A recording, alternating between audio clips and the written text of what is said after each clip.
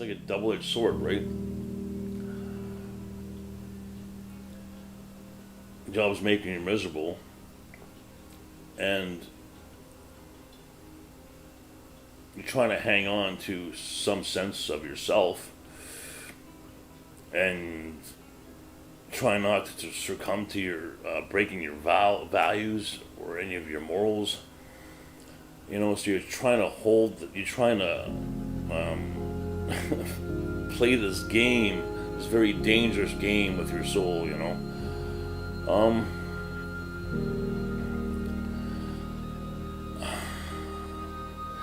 And you could lose all your money and the people you love through this process. But what I found out was I completely lost myself. Not because of the drugs or the mental illness. I became something else because I stayed in that business.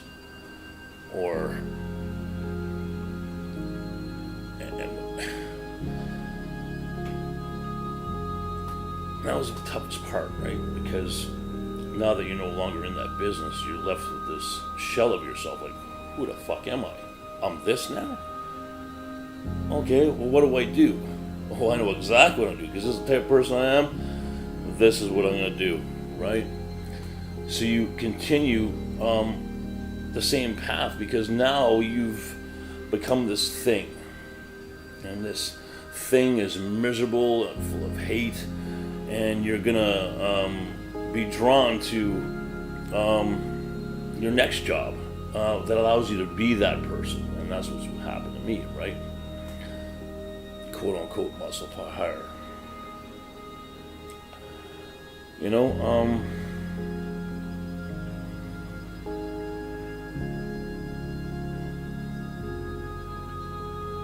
then the light bulb finally goes off, and just like, I can't be this person anymore. It wasn't like, oh, I can't handle this mental illness anymore. Oh, I can't handle being a drug addict anymore. Oh, I can't handle being an alcoholic anymore. It was like, who the fuck was I when I was 18? When looking everything back, like, let's see if we can find that guy again. What was that guy at 18 thinking about? What was the dreams of that 18-year-old? What was his aspirations? Of course, besides fucking getting laid, because 18-year-olds, that's all they think of was getting laid, right? And driving home from out west, dude, it was like, it's impossible. I've done too much, I've come too far. There is just no way to change what I became. And it all started from being in a job that I didn't like. Actually, like is a soft word. Like, I fucking hated going to work. I fucking hated it. I can't stress how much I hated it.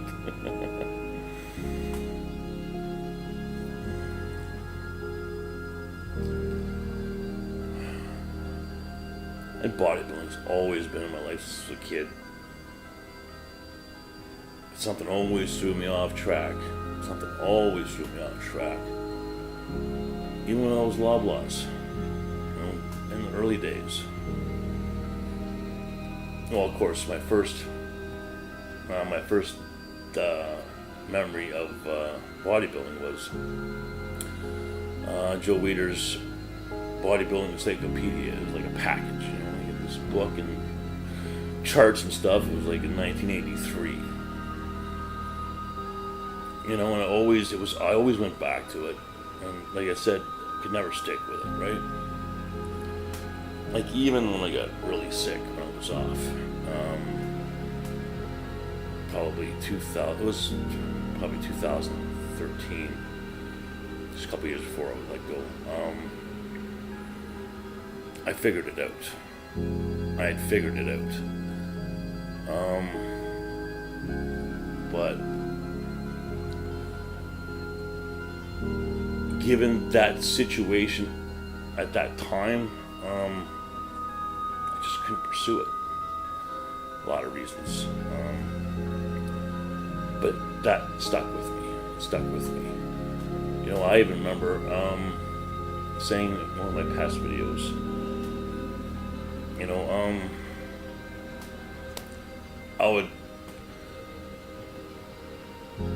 I was actually trying to think, when was I, since, you know, like, it couldn't have been all bad since I started with Costco in 96. There must have been some points in my life where I was really happy. You know, there must have been some points in there. And a lot of those, the two of those times was when I was actually into bodybuilding, really into bodybuilding. You know, 1998, me and my first wife were really into it. Like, we actually had a gym in our house, like fucking serious fucking gym. You know, I think we spent almost over 10 grand on it. You know, and then then again in 2008, you know, working out made me happy, but just couldn't sustain it. I just couldn't sustain it. I wouldn't make it a priority over everything else. My job always came before that. Always came before that. You know? Came before your happiness, your own happiness. You know, you have to plan for your escape. You have to, if you're in a shitty job, you know, and you want to follow your passion, you have to plan for it, you know. But what you fail to say is it's going to be a hell of a lot more than that. It's going to be, you have to take a pretty good look at who you are now, you know. And that was probably one of my biggest challenges. The job became who I was. Like, that's what it was. This character, this turbo, this number one. You know, there was no Scott outside of work and Scott at work. It was the same guy. You know, living the same story, living the same craziness. There wasn't a separation. There wasn't a home life and a work life. You know, that was the hardest part. Was, well, this person doesn't know how to do anything else. Stereotypes and misinformation make what I'm trying to do so much more difficult. Not for me, like from my perspective, but from the people close to me, the ones who care about me. It's fucking hard for them, right? Because they have questions. Well, that's not what I heard about steroids. That's not what I heard about drug addiction. That's not what I heard about cocaine. That's not what I heard about mental illnesses. So you're competing with the media machine or the gossip machine or whatever. And it's like, so, well, what's it gonna take for me to fucking prove to you that I know what I'm talking about? You know, like, you can trust me. I know what the fuck I'm doing. Now, I probably couldn't say that 10 years ago, but I can certainly say that now. But still, the ones close to me, it's hard to change their perception of what is possible, what's right, what's wrong, what's healthy, what's not unhealthy. And it's so difficult. It's so difficult. You know, and I'll ask, you know, like, well, what's it gonna take? You know, like, what's it gonna take to prove to you that there's nothing to worry about? You know, you have to trust me. If there's something I feel you should worry, I'm gonna fucking communicate that to you. Don't worry. I have no problems. I have no problems asking for help or saying that I'm in trouble. You know,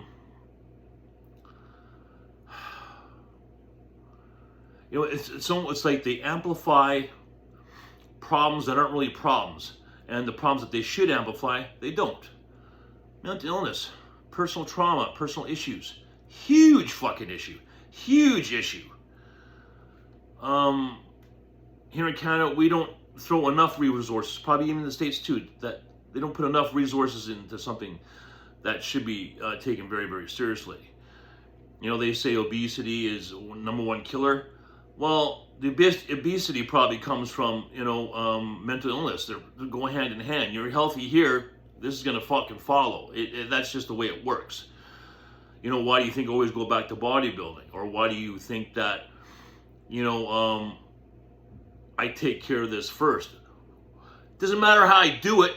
I just got to make sure that this is firing right, and then everything just falls into place, right? And they don't focus on the mental health aspect of it all. Like, we should be throwing so much at that, for our children, for ourselves, adults, whatever. Hiring the best doctors, like fucking taxes I fucking pay. It's fucking brutal. And lately there's been a lot of bodybuilders dying. I had that bad injection the other day. Someone close to me was freaking out when I told her. I said, babe, please don't fucking worry. Don't worry. Yeah, but those fucking guys are young and they're fucking dead. And look at your fucking leg, and you're taking steroids, and and she just doesn't have the proper information. I don't get angry. I just said, okay, well, here, let me try and explain it again. Let me try to explain it again. I'm not a professional bodybuilder. I'm not taking in 10,000 calories a day. I'm not eating 12 times a day. I eat right. I follow my diet. I don't take crazy amounts of steroids. I take enough, like when I'm just starting back now, so I'm gearing up. So I get to a point and I stop. I don't go past the line that I set myself. There's no reason to. And I also told her, listen, babe, this is a 5-year plan. This is something I've wanted to do all my life, and I have to finish this. But still, it's just, she doesn't have the right information because she's constantly bombarded with stereotypical misinformation, right? Cocaine, drugs, she's seen me do a lot. Nothing that was out of my control, but a lot more than she's seen me use in quite some time. And I try to explain that to her, how it's associated with my past and how I manage things, and it's to keep me from getting to dangerous places. And I'm trying to go through this whole thing and explain. You can just see it's over her head. It's just over her head. So what do I say? Just hang in there with me. You'll see. Just give me 2 months. And the storm has passed, and she says, okay, I kind of see what you're talking about. I see how you're different. I see how you're getting your routine and how you're settling down. You're not using cocaine. But then it's like, I shouldn't be angry, but I get angry. I get defensive. Like, I'm so sick and tired of saying, like, fucking trust me.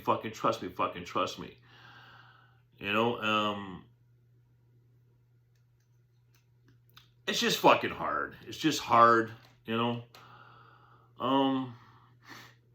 even with work. I know that there's going to be a point at work, there's one guy at work who has, on my Facebook, but I told him to keep it to himself. But I'm a full-time employee there now, so people will probably start to take more of an interest in who I am, what I'm doing. So it's only a matter of time before what I've been doing on YouTube and Facebook is exposed to the owners, to management, and it's going to be a motherfucker to try to explain that. Or they won't ask me questions and just be judgmental, and I'm not worried about it. It's just I'm prepared for it. That's probably a better answer. There was a lot of days in a month and a half where I fucked up or I made mistakes. And it's important that they realize it's a mental illness issue, an adapting issue, not fucking coming to work blasted on fucking cocaine and steroids and raging and making mistakes, because that is certainly not the case. And that's probably one of the reasons why I made sure that I didn't miss a single day there in the 3 years I've been there. Because I knew that eventually this day would probably come, right? So I had to make certain that, my reputation as a loyal and good employee wasn't tarnished, which was extremely difficult to do. Like even when I was part-time, trying to adjust, But there's going to be a time where the people I work with are going to fall victim to stereotypes and misinformation, and it just makes things so much harder. Like I don't mind being judged. I have no problem with that. But I would prefer someone asking me questions, and like my friend said, she goes, "Yeah, but Scott, like, no one's just gonna come up to you and start asking you personal shit like that. You have to, I said, yeah, but if I didn't want anyone to know my business, I certainly wouldn't put it on fucking Facebook and YouTube, So there shouldn't be any excuse for that kind of thing, but it's just an added pressure. That's all, it's just an added pressure to things. So that's why I'm trying to present it in the realest, most honest way possible. So people can get the right idea and can see that, oh, maybe I shouldn't be quick to judge my friend, I see some similarities there. That's one of the purposes, right? Of what I'm doing.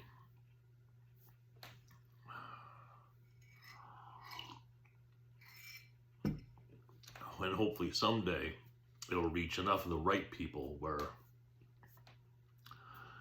hopefully it can make some kind of positive impact in someone's life that's going what I'm going through, or it can help someone, give them a better perception, understanding, so they'll be in a better position to help their friend who may be going through some of the same things.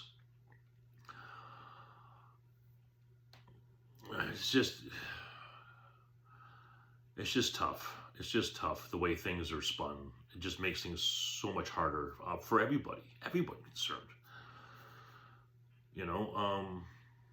I was just talking to a friend at the gym, and I hadn't seen him for a while. And I kind of vaguely like, we've had some good talks before, he's someone that I could have a conversation about this kind of thing. And he said, well, why don't you just go to the doctor and maybe have them prescribe you like Adderall or something? If a stimulant does that for you, then maybe. I says, hey man, I've tried to have that conversation. The doctors just don't want to have that conversation with me. Not that they don't want to have it. A lot of them are not allowed to prescribe certain drugs. It would have been really fucking nice to be able to walk into a doctor's office and listen. Here's the situation. I'm starting a new fucking job. My life's going to completely fucking change. I'm going to have no solid footing to stand on. I'm bipolar, ADHD. Who else knows traumas? Who else knows what's going on? And this is how I imagine and it works. It'd be nice to be able to have that conversation. I said, yeah, I get it. You can't prescribe me cocaine, nor would I want you to. What I'm saying is maybe we can discuss options. Is there something else I can do that I can just take? Not every fucking day, so I can become dependent on it. Is there something I can take when I feel that I'm losing control? or I'm feeling that I'm going to a state where that I won't be in control of, or very little control. Something else of me will just kind of just take over. I says, there's something you can prescribe me just to do that when I feel that. So I don't have to spend $100. So I don't have to fucking go through this whole coming down process. Or, you know, like, I don't really know how the sex part fits in it, but I think it's just, that was just muscle memory. But the gist of it, like, I think you know what I'm saying. There's just no space to have that conversation, and there's no one available to do something about it, right? So it's fucking frustrating as hell, and people wonder why I like to take matters in my own hands. And that's what I'm used to, you know. You just have no choice. It's just like a survivor mechanism. Like, you can't wait around for someone to help or to come up with a solution. You know, it's survival. You wait for someone, you're fucking dead. Am I trying to make a point here?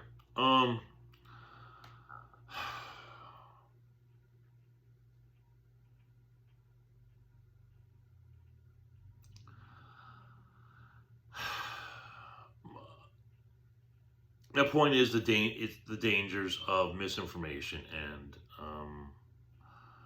and stereotypes. You know, if your boyfriend is using steroids, or if he's using cocaine, or has a mental illness, or your wife is messing with any of the three, you know, do your own fucking research. You know, research it yourself, and then sit down and try and have a conversation with that person about it. Otherwise, you're just spinning your wheels. And yeah, that's all I really wanted to say. I think so. Until I see you guys again, I'm doing really well. In case you want to know, everything's falling into place real nice. You know, so if any of you were concerned, I assure you there's nothing to be concerned about. I'm on top of everything, and things are falling into line. So until I see you guys again, take care of yourselves, to each other. Crown bless you all. Mental wounds not healing, life's a bitter shame. I'm going off the rails on a crazy train.